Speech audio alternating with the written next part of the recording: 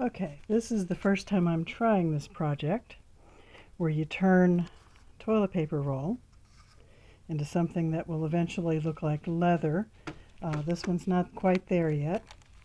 Okay, I got the glycerin in the pharmacy section at Walmart. And I got this little 2-ounce fingertip sprayer water bottle where I put just up to the bottom of the label with glycerin and then filled the rest with water. You gotta shake it really good each time you're going to use it, and you spray it on the toilet paper roll. First thing you gotta do is flatten the toilet paper roll. Now that's not quite flat enough, so like, how is it going to get flatter than that? Well, of course you're going to work on it and do things like grab something firm, like an old card that isn't useful for anything anymore. Flatten it out. Flatten it out. Okay, that's getting there. Flatten it out and flatten it out. Okay, so I've done that step already with this other one. And I've also done the spritzing, which is done like this. I shake the bottle of glycerin and water and spritz some on here and pat it in with my fingertips. Turn it over and spritz some on and pat it in with my fingertips. Now eventually you're going to find out that these little cardboard tubes inside your toilet paper are not entirely sturdy. It becomes more and more flexible, and that's all you want it to do. So you can do this 3 times, 5 times, 6 times, however many times it takes. And when it starts getting flexible, you'll test it. See, it's a little bit flexible. It's not very flexible yet. So I'll actually do this several more times. And when it gets to the point of being like this one, where it's very flexible, you gently crush it up. This is my first one, okay? So I could make some mistakes with it, but anyway, you very gently uncrush it and flatten it back out. You see it's starting to come apart right here. That's okay, don't worry about it. We'll fix it later.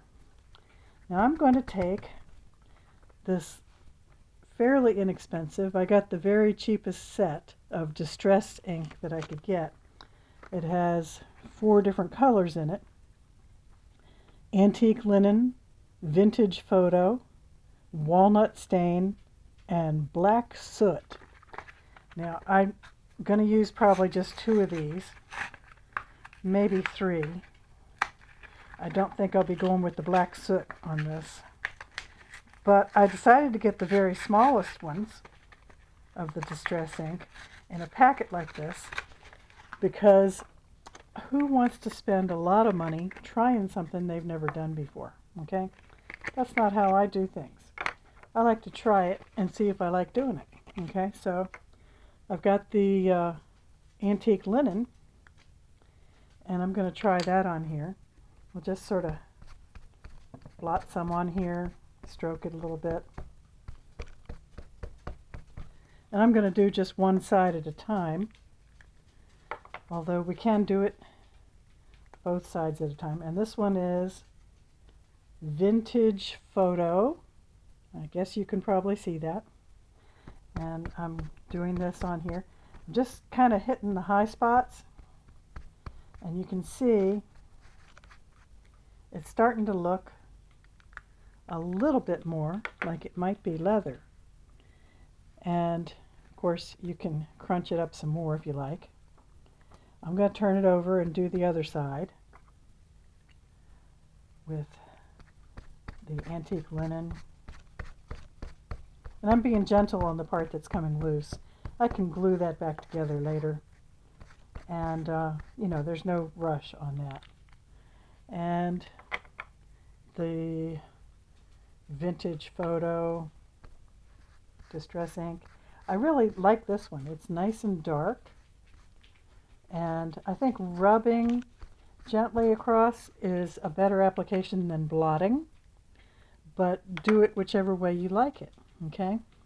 Now, you let it dry, which can take a little while, and when it's dry, you'll have something that can be very steampunk, and it can be used as a page or a little folder that holds cards. If you make your own cards, or if you want to put your business cards in there, or if you're making any kind of a steampunk project. This is just the beginning, and it looks like leather. I have to say, it really does look, except for this part that's peeling up, and I will glue that down, okay? I'm going to let it dry first, because that way I can be careful about the application of glue, but it looks very leathery.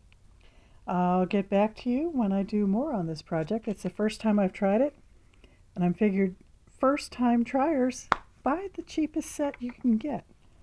This probably cost me $15 altogether with the glycerin, the little empty bottle, and the 4 little tiny inks. And they are tiny. They are quite tiny. But I think it was a good deal. And again, that's called Distress ink. Looks like this on the front. I got it at Amazon.com. You can get it probably in your local arts and crafts store. It's made in the USA. Hey, how about that? This little thing with 4 stackable 1x1 pads was $10, which, you know, I think that's pretty decent. And look, I can stack them. They really stack, just like it says they do. Hey, I like that, because you know what takes up the most space in my home? Craft supplies. I'm not going to show you much but what's on the table here, but believe me, my entire home is full of craft supplies, because, you know, I see something, I'm like, I can turn that into something else.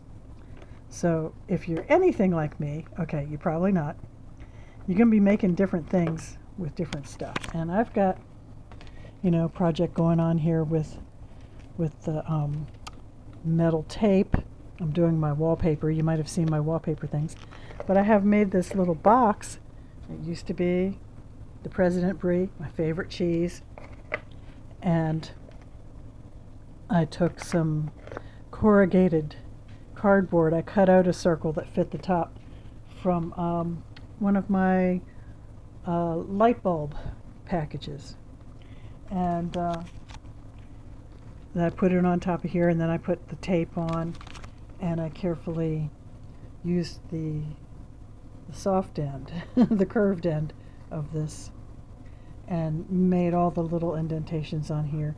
And then I've glued on some metal washers. I'm going to embellish it more, but, you know, get some ideas. Make something that makes you happy. If it makes other people happy too, you can sell them. Okay. Y'all have a good day, and make stuff. I mean it. Okay? Bye-bye.